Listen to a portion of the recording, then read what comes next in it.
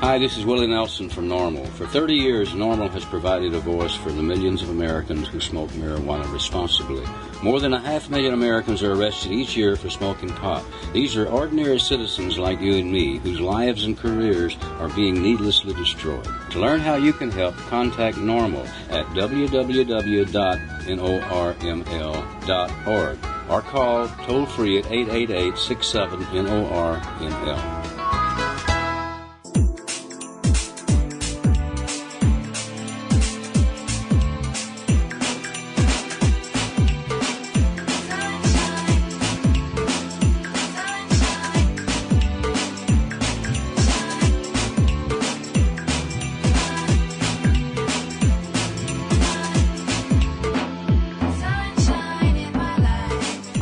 And distributed by the National Organization for the Reform of Marijuana Laws in Washington, D.C. This is your daily audio stash, the growing truth about cannabis. Welcome to the most popular audio podcast regarding marijuana in all of America and all the world, featuring interviews with scientists, politicians, doctors, prohibition policy activists, regular cannabis consumers, musicians, and NORML staff and NORML's board of directors, along with music and comedy no other podcast can offer. You can always find out more about the show at our website, normalaudiostash.com. We're ending marijuana prohibition with education, one listener at a time.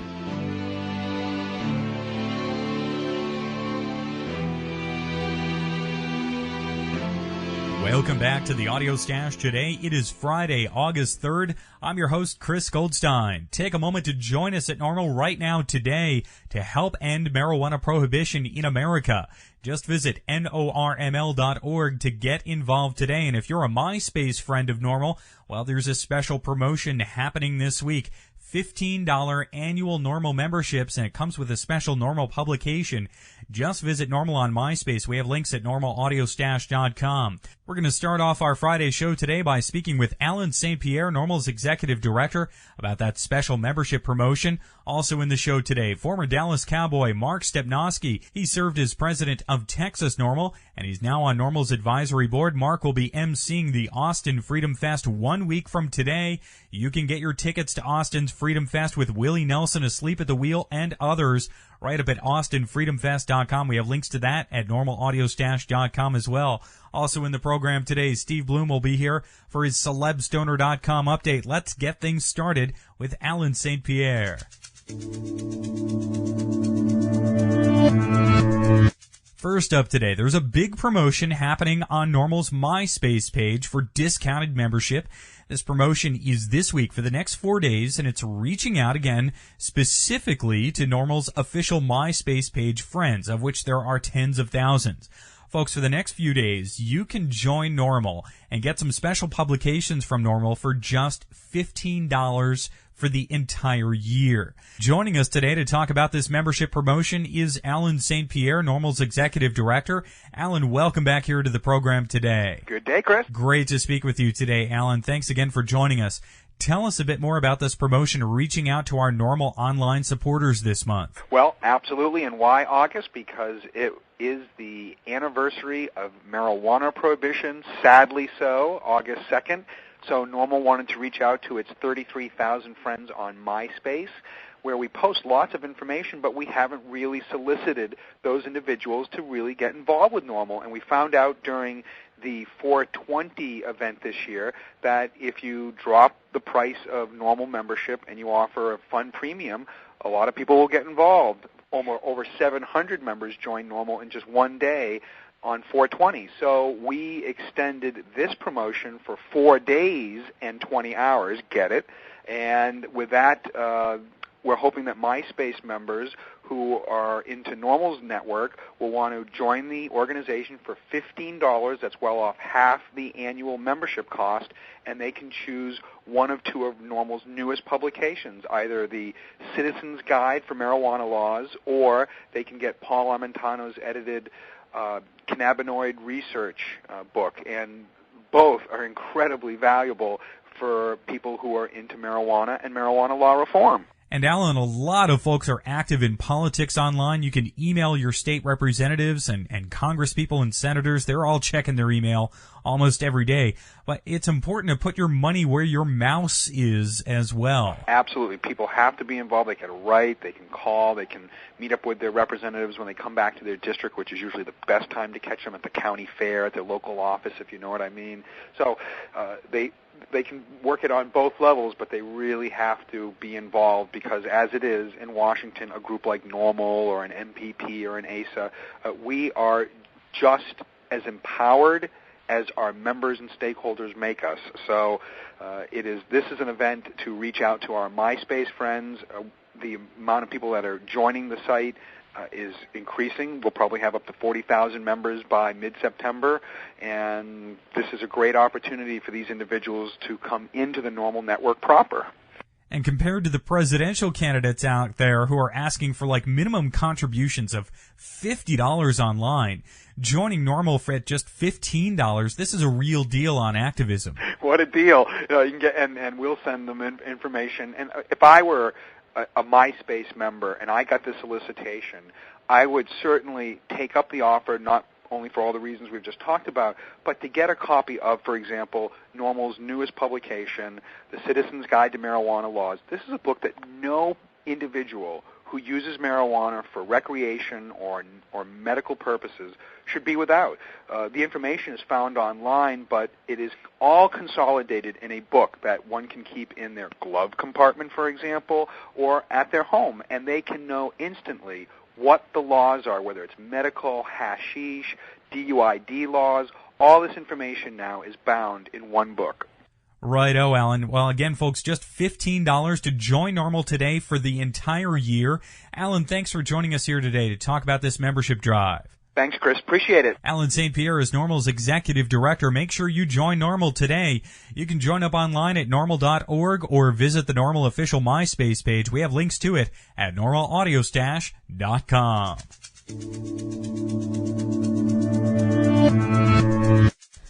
What's up, guys? This is Miss High Times 2007, and you're chilling with us here at the NORML Podcast. Next up today, it is a great privilege to welcome our next guest here to NORML's podcast. Joining us today is All-American football player and member of the Super Bowl championship Dallas Cowboys. Now he's a NORML advisory board member. It's Mark Stepnoski. He'll be emceeing the Austin Freedom Fest next week with Willie Nelson asleep at the wheel, Carolyn Wonderland, and others. Mark, welcome here to the Audio Stash today. Thanks, Chris. Good to be with you. Mark, it's great to speak with you here today. The Austin Freedom Fest takes place exactly 1 week from today. It's going to be a huge event. You served as president of Texas NORML, and now you're on NORML's advisory board for the National Foundation. Mark, tell us how you originally got involved with NORML. Well, I became a member of NORML in 1998. I started to support the organization financially at that point. Then I was asked by them to increase my role once I retired from the NFL, and I chose to do so. The gentleman who was the president of the Texas branch of NORML prior to me was a guy named Rick Day, and Rick was getting ready to move away from Texas, and he needed somebody to take his place at the time, which was roughly 2002. So, he asked me to do it since he was leaving, and I agreed to. So that's how I wound up being involved in that respect back about 5 years ago. And Mark, what was it like taking over the reins there at Texas NORML? It was quite a learning experience. One of the reasons I got involved is because politics interests me, not necessarily running for office, but for just trying to be educated and engaged in that area. That's one of the luxuries we are given as citizens of the United States. We are given a chance to participate in the democratic process. So, it's not very often that you get a chance to say your piece or have your message heard. And I felt like I was in a unique position to do that. So it was just something I just tried to take advantage of in order to bring attention to a topic that maybe not many people spend a lot of time thinking about, but a topic which is vitally important to the future of the country nonetheless. Texas is a politically conservative state, but there are a lot of marijuana smokers down there as well. Yeah, and I think that's the case nationwide. And Texas does have a reputation for being a conservative state, and rightfully so.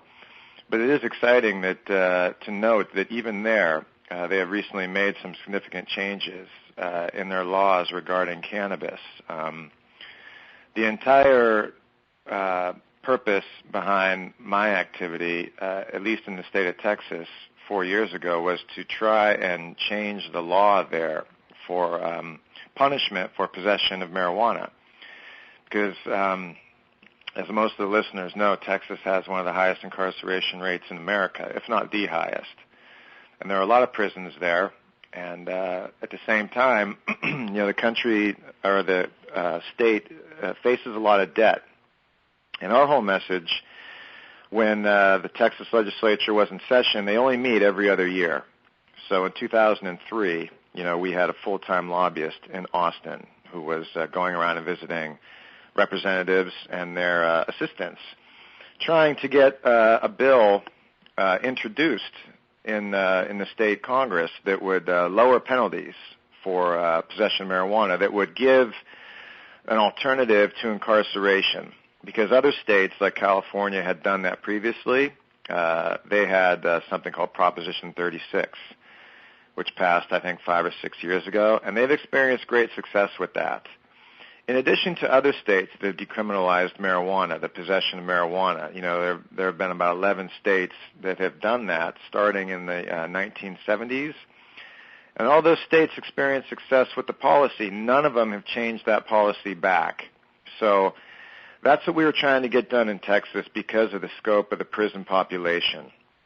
And while we did not succeed in 2003, and while another bill similar to ours came up and was defeated in 2005, this year in 2007, a bill that was almost identical to ours passed. And it was introduced by a Republican named Jerry Madden, and it was signed into law by Governor Rick Perry, who's also a Republican. So I believe starting in September, once this law is signed, people will no longer be immediately arrested and possibly incarcerated for marijuana possession in Texas. So that's a big step forward. And I think that everybody who lives in the state or everybody who's involved in marijuana law reform should be very pleased to hear that. It is a big step for Texas, which not only has a lot of influence in the Southwest region, but also nationally. So, Mark, having worked on the political efforts there firsthand, it seems like the legislators in Texas, even though they may be considered conservative, there is an understanding that marijuana is not harmful on the level of other substances, and it's just a waste to be locking up people for possession and the like. Yes, that was the attitude. And the gentleman who by far did the majority of the legwork in this area was my coworker. His name was Howard Wooldridge. And by the way, Howard is also actively involved in a very effective organization called LEAP, which is Law Enforcement Against Prohibition. So that's another drug law reform organization that's getting a lot of good work done currently.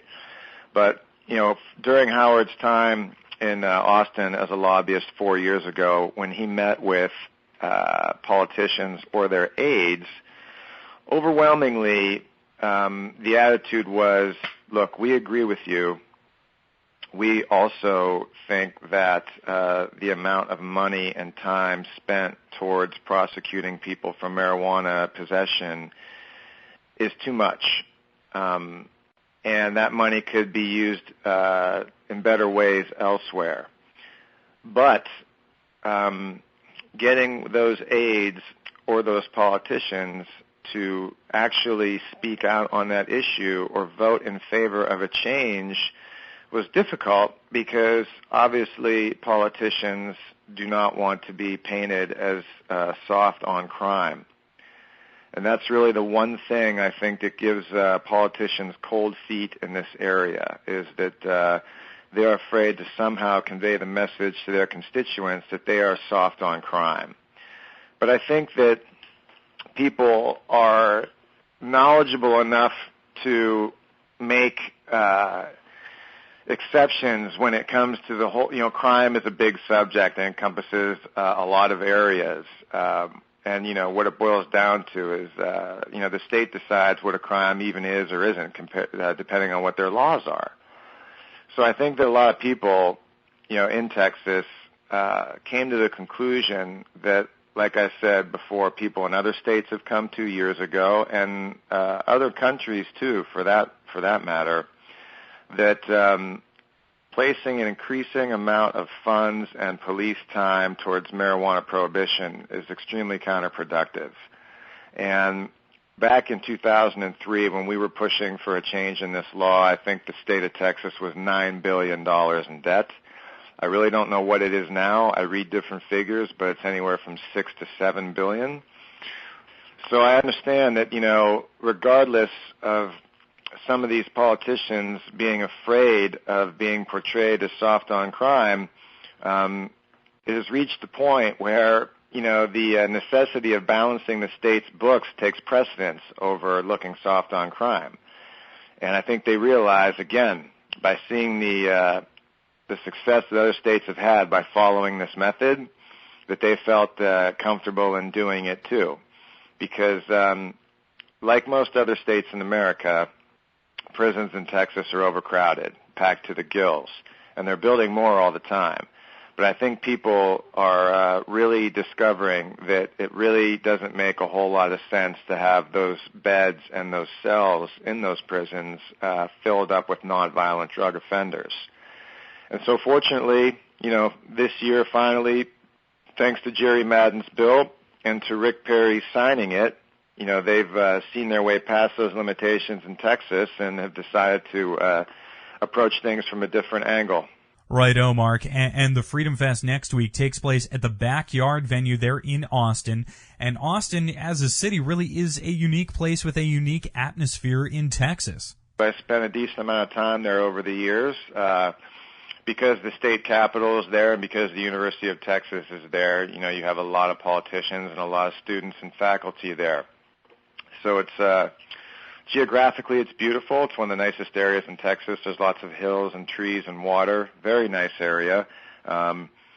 And it's going to be a nice place to have this show. The event is being held at a venue called the Backyard, which I've been to once. It's a beautiful outdoor venue for concerts. It should make for a really nice evening next Friday.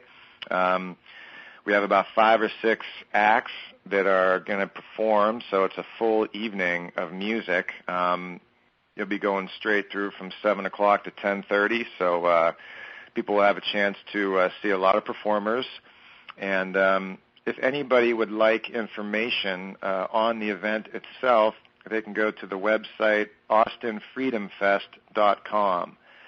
And if they just check that out, they can purchase tickets there if they want, get information on the concert itself, or if they can't attend but they simply want information on how to donate, they can also find that out on that website, austinfreedomfest.com. And this really is a musical Texas all-star group performing that night. I'm sure you're going to have a lot of fun being on stage there with Willie, Ray Benson, Sleep at the Wheel, Paula Nelson, and all the others. It should be. The former executive director of NORML is Keith Stropp. He has a long-standing friendship with Willie, which kind of precipitated Willie agreeing to perform at this event. The event itself is meant to act as a benefit for 3 organizations. In addition to NORML, it's for the Marijuana Policy Project and for an organization called WHAM, which is the Women's Alliance for Medical Marijuana, which is located in California. And Rob Campia from Marijuana Policy Project will be there. Alan St. Pierre, who is the current executive director of NORML, will be there. And then Valerie Corral, who runs the Women's Alliance for Medical Marijuana in California, will also be there.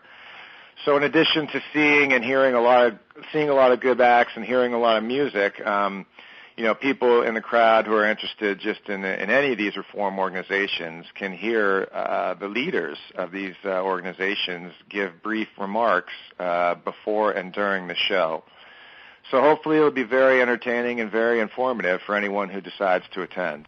Right on, Mark. I really appreciate you taking time to speak with us here today, and I look forward to seeing you down there on stage at this huge show next Friday. Same here, Chris. Nice talking with you today. Mark Stepnoski played for the Dallas Cowboys on 2 Super Bowl championship teams in the 1990s.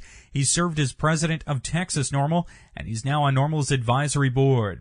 He'll be emceeing the Austin Freedom Fest next Friday, August 10th. Tickets to that event with Willie Nelson and others are on sale right now at austinfreedomfest.com.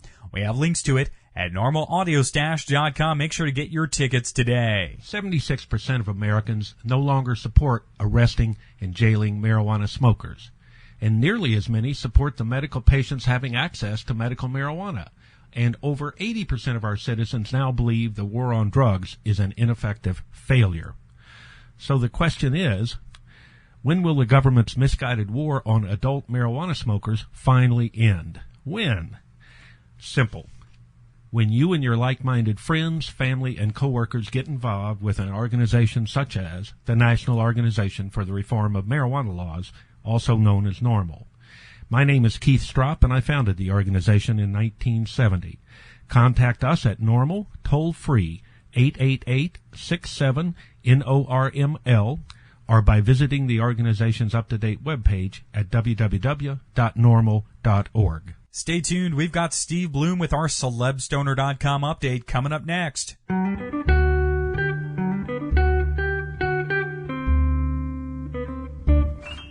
I want to be famous.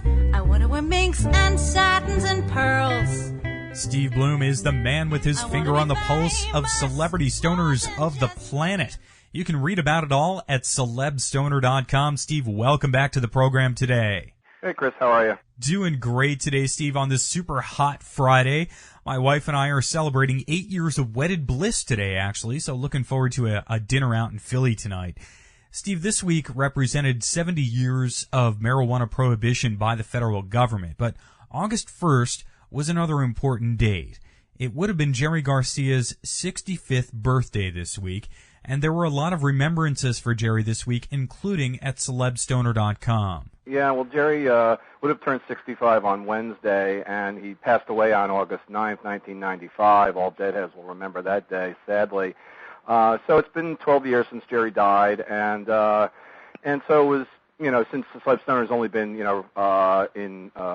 on the web since December, it was our sort of first opportunity to pay tribute to Jerry. And on the site, we have top Celeb Stoners who get voted by the polls, and then periodically I've been adding Celeb Stoner legends, and the first one was Bob Marley, and I think it was around his birthday, and now the second one, of Jerry, and just to remind people of what a fabulous guitar player and leader of the Grateful Dead that Jerry was, and how pretty much he and those guys single-handedly created the whole jam band movement. Had started gradually in the early '90s as bands were catching on to what the Dead were doing. I mean, obviously Phish caught on, in the mid-'80s, and by late '80s, they started to percolate as, one of the big road bands, for a lot of, fans to just hop aboard and, go traveling around like they would with the Grateful Dead. But it took, it seemed to take Jerry's death to really open up the jam band world because, now there was no Dead to follow anymore, and now you kind of had to do it yourself. And so it kind of forced the fans to go looking elsewhere. And and the bands a lot of the bands were already there, String Cheese Incident and Widespread Panic. They'd have all been playing for years, but then there was a whole, new wave of bands that came up, Medeski, Martin Wood, and Galactic, and all those types of groups. And, not that all of them were influenced by the Dead, but I think a lot of them were, especially the ones that played, more Grateful Dead style music like String Cheese Incident, and of course Phish. And so, there would be, there would be a lot less, I think, music out there today if it wasn't for the Dead and how they influenced so many of these younger bands. And, Jerry as a performer, I mean, he, was, the, Deadheads, pick their favorites, and, I would probably, if you ever polled Deadheads, you probably 75% of them would say Jerry was their favorite, not to put anybody else down. But Jerry was, perceived as the leader and the founder, and he was, a co-founder, with Phil Lesh and Mickey Hart and Bob Weir. They all came together in the early 60s in California, the Bay Area, and created the band. But Jerry was perceived as the real leader and kind of the figurehead. He was, kind of unusual in his thought process of what he, would say to people and how he would say it. He was kind of a prankster. He was, sort of part of the Merry Pranksters. In the early days when, before the Dead really were well known, they played the Trips festivals and, those very psychedelic, heady days going back to the Summer of Love of 1967 when the Dead would just, play these shows out in Golden Gate Park for nothing. And it was just sort of another time, obviously, than it is today. But they were there then. And, what we're doing today has a lot to do with what they created then. So, I think none of the, the listeners, probably need this sort of lecture on Jerry Garcia. Everybody knows how great Jerry was, what a great player he was. You would stop in your tracks, while Jerry would take a solo, kind of like the other great guitarists of the era and of today. But, you would stop and just pay specific attention to what Jerry was doing. He played in a style that I thought was very unusual. Maybe it had to do with, missing a middle finger on his right hand. But he had a very different style, and he kind of mixed bluegrass picking with jazz flavors and psychedelia, and he kind of created his own very unique playing style that nobody has ever really been able to repeat. And you can maybe come along and repeat a little bit of the Dead's formula, but nobody seems to. Maybe Steve Kimmock, and a few other guys like that can really play Jerry's style, and probably some of the guys who play along with Phil Lesh and friends and with Rat Dog and Bob Weir, and they can kind of imitate Jerry a little bit, but he really was a one of a kind. And so sadly, Jerry died. He had drug problems over the years. He had, unfortunately, during that time, he was a pot smoker, but he also kind of did it all. Certainly, his share of LSD, and he got into heroin, in the 80s, late 70s and the 80s, and it turned into a problem for him. And Jerry died in a rehab facility in 1995, and he, was not well, and, he didn't die of an overdose, but he just died of, not being well and having heart problems, that stemmed from his drug use, and also his, eating issues. He sort of was a junk food eater and stuff like that, and it kind of comes with being on the road, guys who travel for so long, especially the Dead who lived on the road. So, just a great man. Never met him, but I wish I had. But I can sort of live through just the memories of the great music that the Grateful Dead provided. Also, Steve, you're covering the L.A. medical marijuana dispensary raids. They carried up to Berkeley, California, with the Berkeley Patients Group. We spoke with Dale Geringer about all of that activity in Berkeley this week. But you've got some photos of those raids in Los Angeles posted up at celebstoner.com. Yeah, well, just so people understand, Celeb Stoner may seem like it's just about celebrities, and drugs and stuff, but it's really a marijuana news website, mostly, really. And so I feel like, the goal of the site is to really be on the marijuana issue as best as possible. And oftentimes I find, the stories are lacking out there when it comes to, finding out what's really going on when something like the DEA raids, happened last week. And it took a couple of days to really pin down, how we knew that there were 10 shops raided, but nobody quite knew which ones. Now, I had heard that the California Patients Group was one of them, and then thanks to Dale, I was able to get the whole list together and put it up on my website on Celeb Stoner, and it's really the only place on the web where you could actually see, where were the 10 stores, because the AP story that went out and the LA Times story, they, one of them referred to the California Patients Group, but they didn't refer to any other of the shops, which is, where it's sort of lacking in their news reporting. If you're going to say 10 shops are raided, tell us which ones. But as it was, one of them was the California Patients Group that is run by the same people who run the Berkeley Patients Group, which was their first shop that they had. They have 3. Another in the LA area, the LA Patients and Caregivers Group. The California Patients Group, which both of them are on Santa Monica Boulevard in California, where there's kind of almost a ghetto of these dispensaries up and down Santa Monica Boulevard. And luckily, for all the years that Debbie Goldsberry and her friends and everybody had been running the Berkeley Patients Group, they had never been targeted, and I was almost surprised because so many of the of the dispensaries have been over the years, and finally they hit them in L.A. And then this week, after last week's raid, the Fed seized their assets up in Berkeley.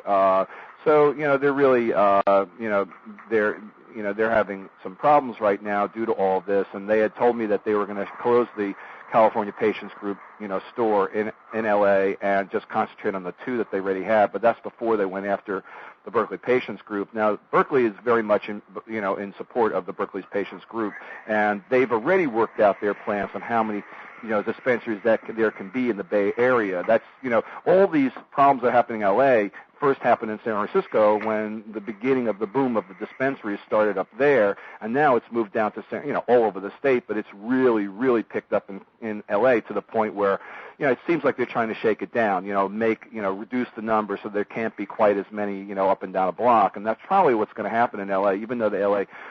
City Council favors the dispensaries, but they're probably going to be forced by the feds to kind of like cut it down a little bit like they've done in the Bay Area.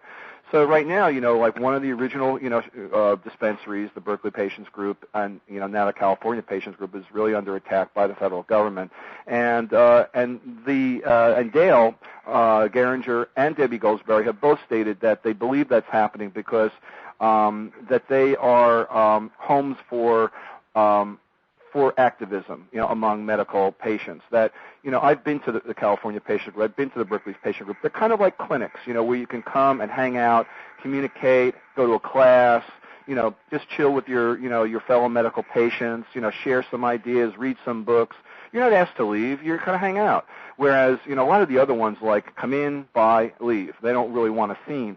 And Debbie and all the the people up in that all her people who've been running Berkeley Patients Group for all these years, BPG, they really encourage people to create a community, and I think that's why they're under attack right now, because I think they're perceived as not just your average shop, and they're not, and they're better than most, and so hopefully I know they've been rallying in Berkeley. I know that the Berkeley representatives are supporting them, but right now, I don't know. They've seized their assets, so I don't know quite what that means. I don't know if they had a raid that straight went in and took down the store. I don't think that happened, but I think they went after their bank accounts, and other resources. So that's as much as I know about it right now. We'll keep focusing on it at Celeb Stoner. Righto, Steve. Unfortunately, we are out of time today. I encourage folks to visit celebstoner.com and get the latest updates on the Celebrity Stoner happenings and marijuana news. We have links to celebstoner.com right up on our website at normalaudiostash.com. Steve, thank you again for joining us here this Friday.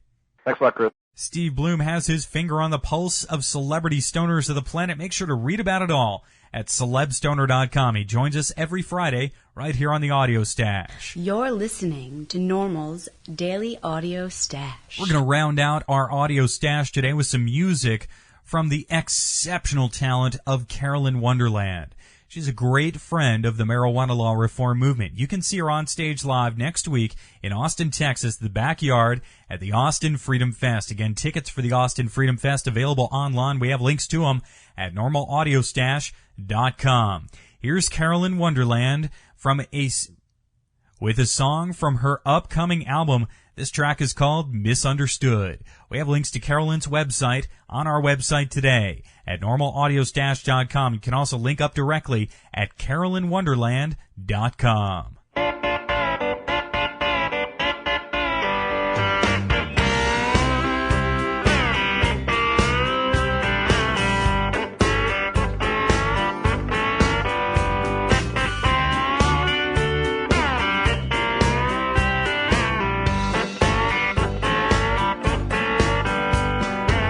Go tell my mother, go tell my pa, climb the highest mountain just to say to all of y'all, I ain't got long, I ain't got long for this world. Ooh, but that's no worrying none, boy, just a matter of being misunderstood, Lord. Ain't got no worries, I ain't got no tears, I got pain and misery.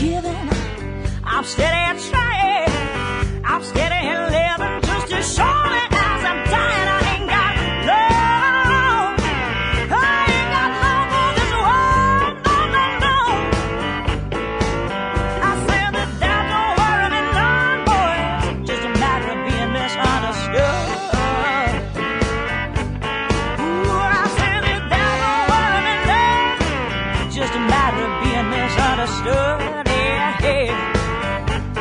Well, I simply got to worry, no. Just a matter of being misunderstood. No, no, misunderstood.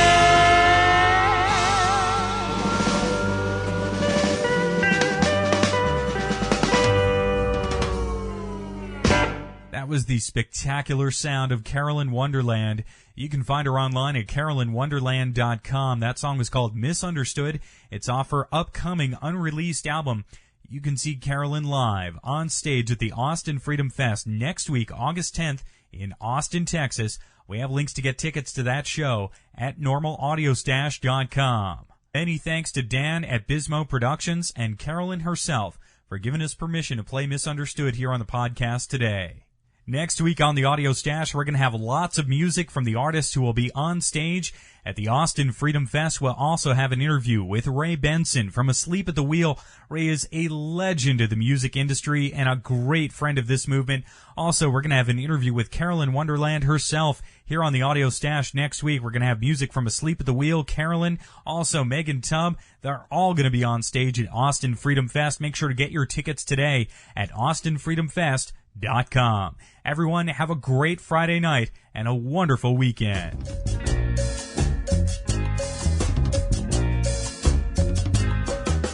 This has been NORML's Daily Audio Stash, the growing truth about cannabis. Visit our website at normalaudiostash.com.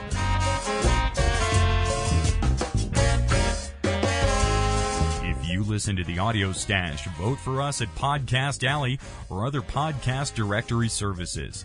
I'm your host, Chris Goldstein. Thanks for listening today. Everyone have a fun summer weekend out there, and we're back at 4:20 on Monday.